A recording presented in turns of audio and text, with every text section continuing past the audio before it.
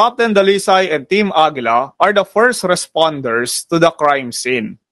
Tanong, what are their duties as the first responders? A, B, C, or D? Anong sagot ng mga buddies?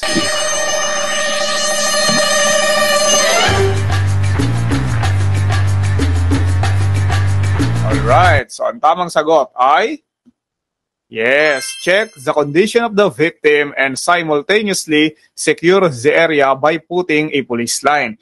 Yan ang unang duties ng mga first responders.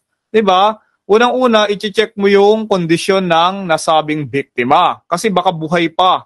Dahil kung buhay pa at nangangailangan ng agarang medical attention, madadala agad sa pinakamalapit na pagamutan. And at the same time, para hindi ma-alter o mabago o makontaminate yung mga posibleng ebidensya na pwedeng makuha dun sa crime scene, kailangan nating i-cordon yung area.